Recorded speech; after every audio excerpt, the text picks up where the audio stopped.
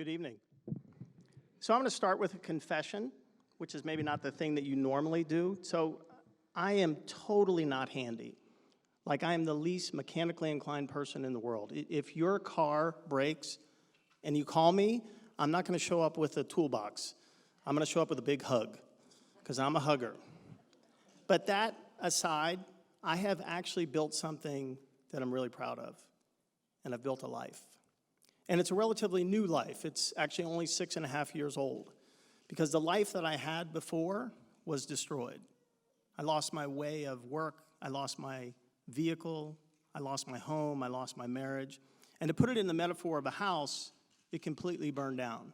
It was a total loss, completely engulfed in flames.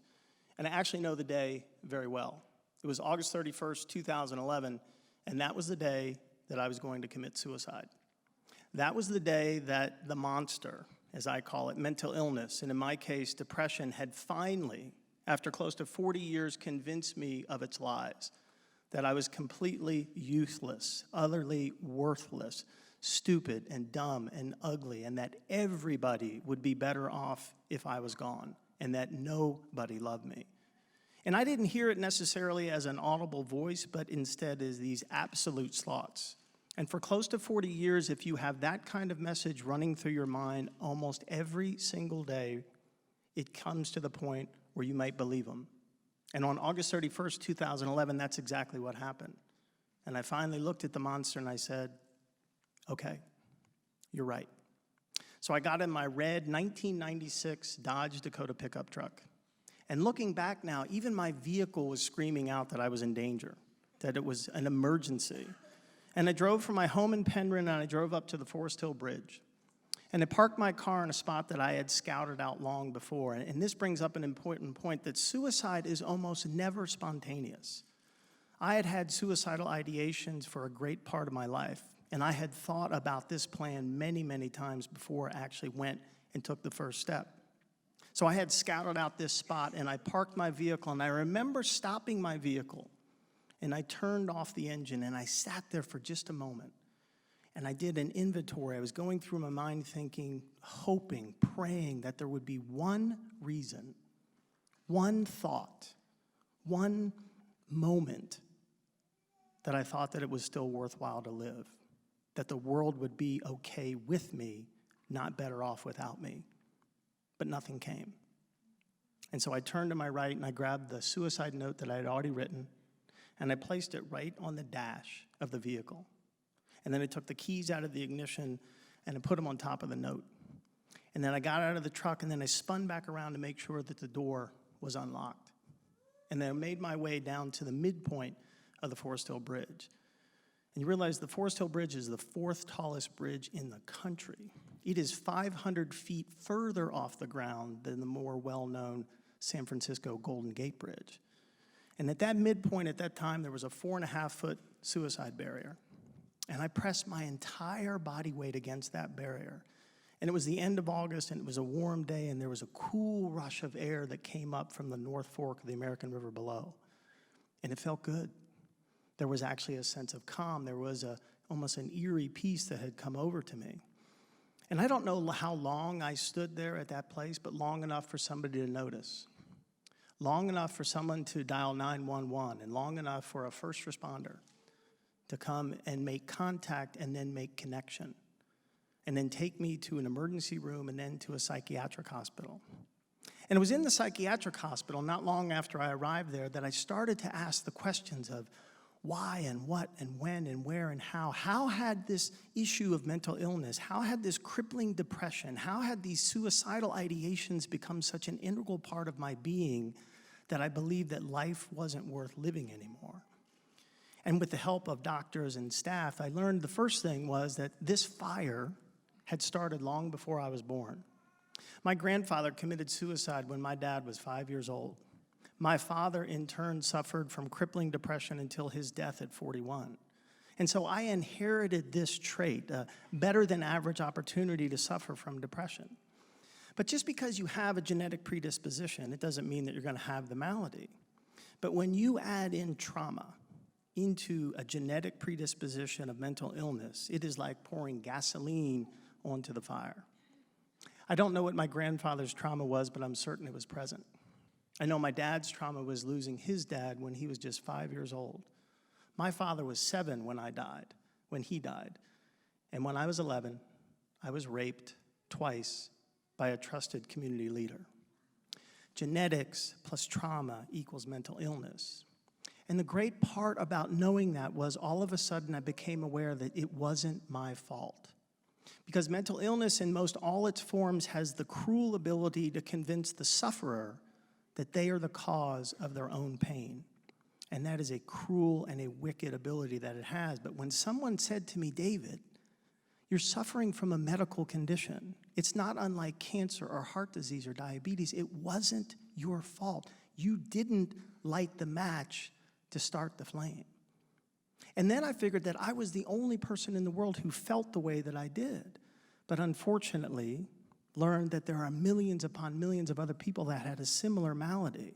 And while I would never want to wish this on anybody else, the fact that I wasn't alone actually gave me a sense of peace and a sense of calm. And then I came to understand why the fire had completely devastated all of who I was. And that's because mental illness, be it depression or bipolar or schizophrenia, is not satisfied with just owning your mind. No. It wants to devour your soul. It wants to control your body functions. It wants to own your body, your mind, and your soul. It wants to own all of who you are. So in the psychiatric hospital, I got an education about mental illness. But I also there was given information about mental health. And using this metaphor of a house, I was told that, David, you can rebuild your life.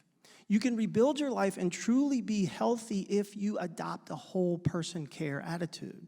If you take care of not just your mind, but also your body and your spirit.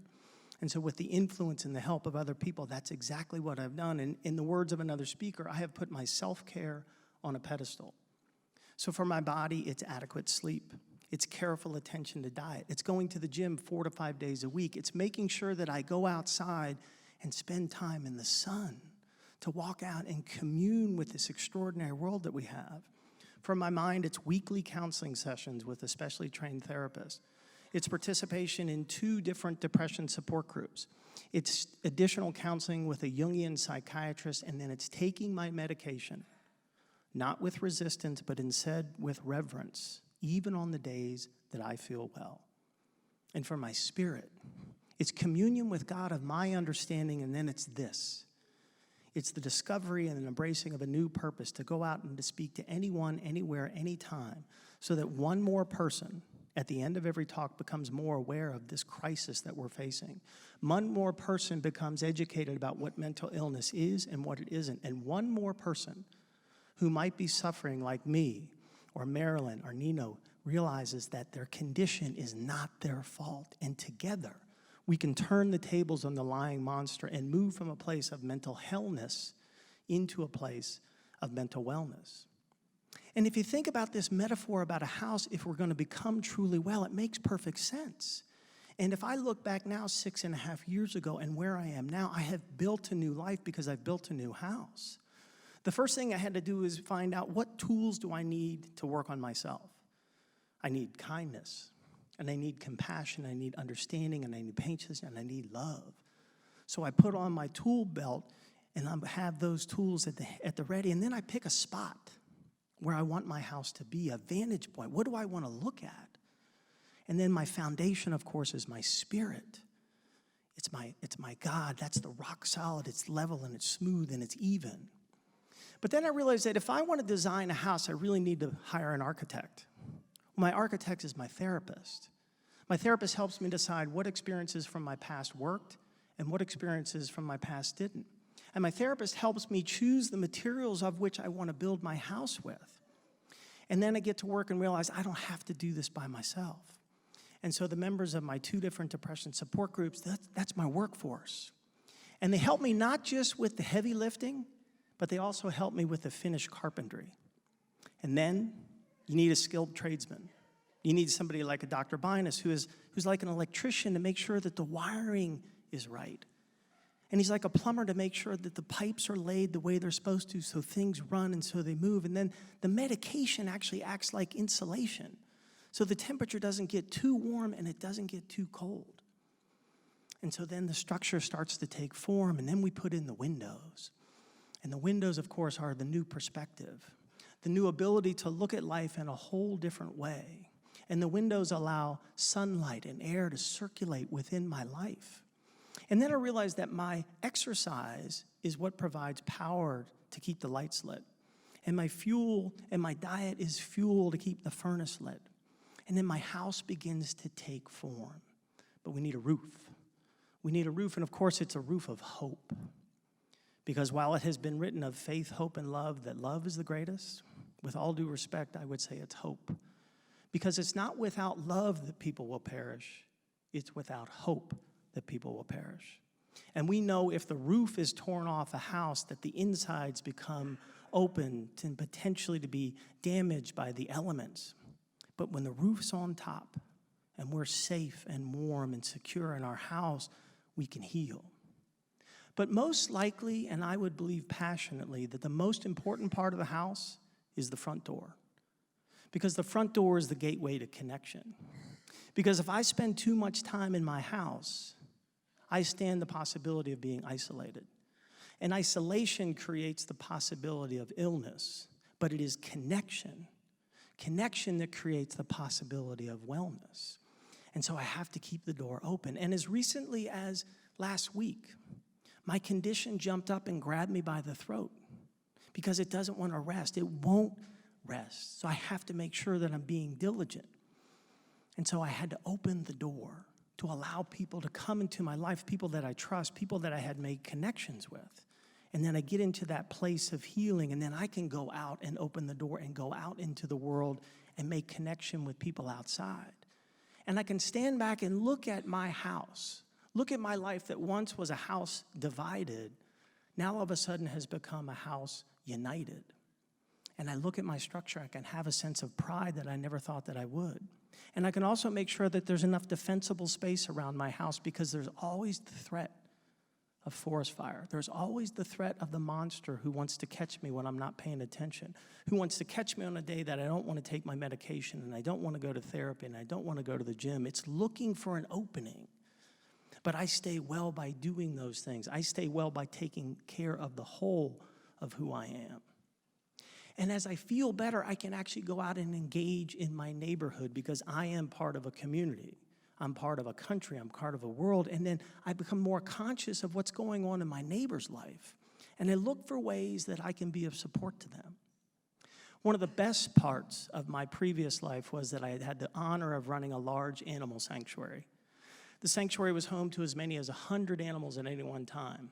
25 horses, 23 dogs, 9 pot-bellied pigs, goats and sheep and ducks and geese. And we had a cow, Ferdy, a male steer, and literally he was 6'1" at the back. He was enormous, but he was like an Eeyore. He was kind of this big, goofy thing.